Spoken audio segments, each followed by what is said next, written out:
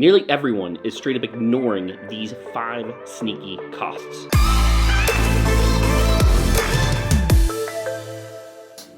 When you're looking to buy a home, realtors want to get you under contract as fast as humanly possible. Let's get you that closing table, get that commission check. Today, we're going to take a different route. Why? Because you're different. You're smart. You take your time. You make smart decisions. And these are the top 5 hidden costs that you're straight up ignoring. First and foremost, maintenance and repairs.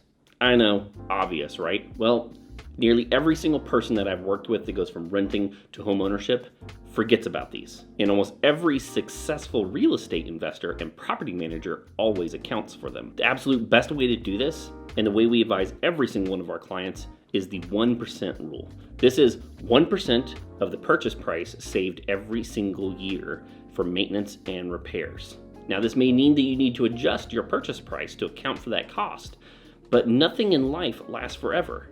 Your car doesn't last forever, furniture doesn't last forever. It's eventually going to have to be replaced. So we need to account for this cost.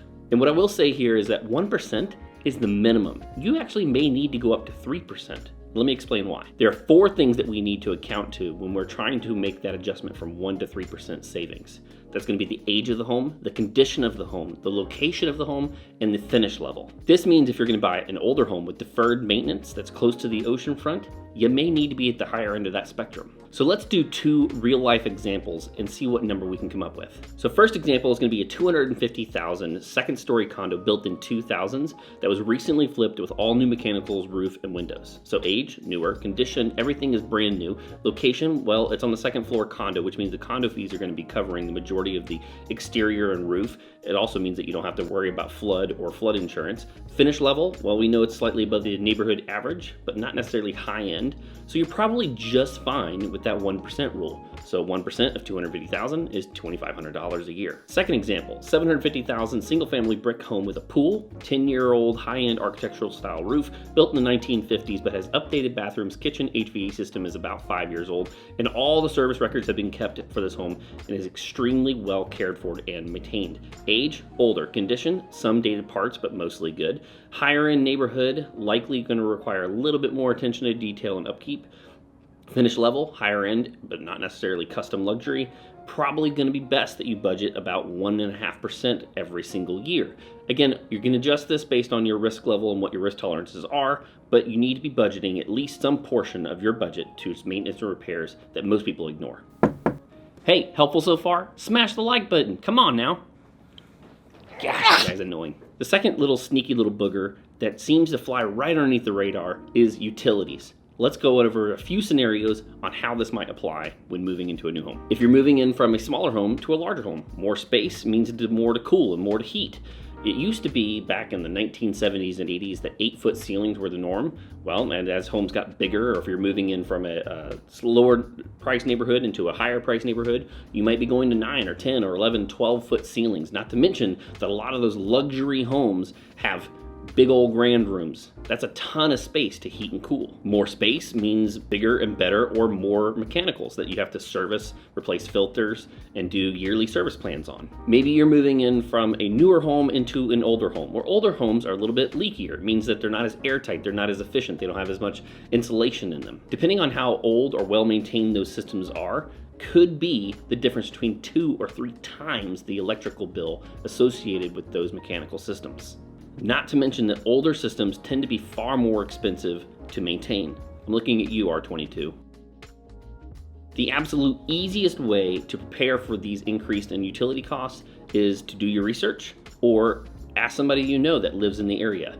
And I, all the time, will go door to door if I'm out showing homes and knock on the neighbor's door and ask, hey, what do your utility bills look like? So number 3 is going to be the difference between homeowner's eyes versus renter's eyes. When you become a homeowner, you just see things that you don't see typically as a renter.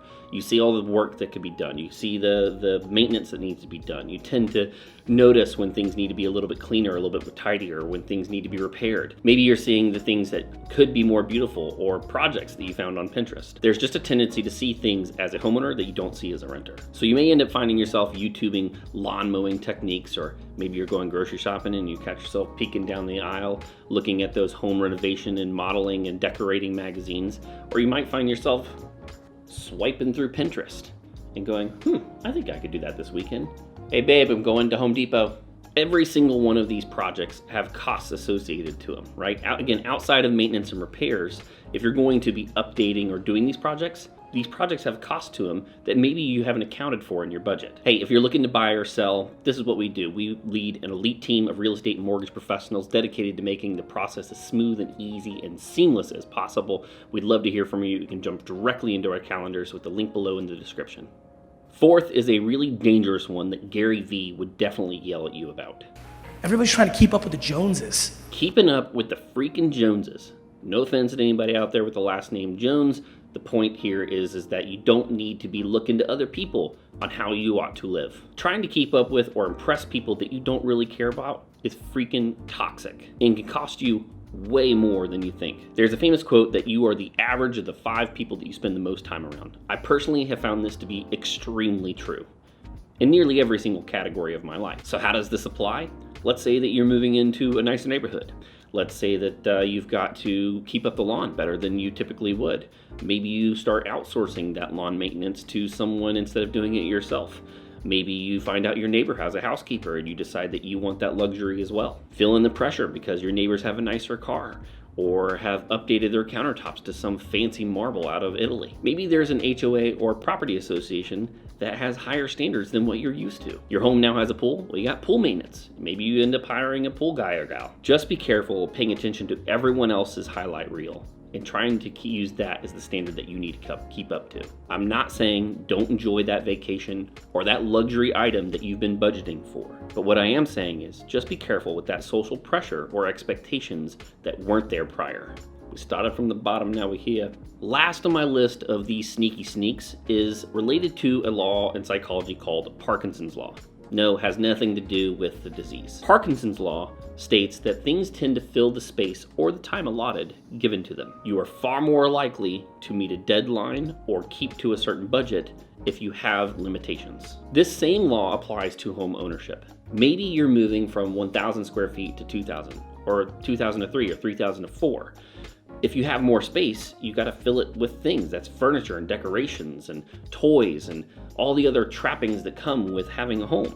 Of course, you want to make it beautiful, you want to make it your own, and so there's a cost associated to those things. Maybe you're going from a 1-car garage to a 2 or a 3-car garage. Well, that's another vehicle, that's all the boogie boards and tools and bikes and things that come along with that extra space. People tend to fill the space that's given to them. And so if you're moving from one space, let's say from 2,000 to 4,000 square feet, that is literally twice the square footage of stuff that is going to need to be filled. And it can get very expensive very quickly. Lastly, maybe you're going from a condo to a single family on an acre. Well, that yard needs to be maintained. You have to have a lawnmower associated with that. You might want to build a sweet park for the kids. You might have some gardening that you want to do. Again, cost associated with the extra space. Hey, thank you so much for giving me a few minutes of your incredibly busy schedule. YouTube thinks that you'll like this video too. Peace.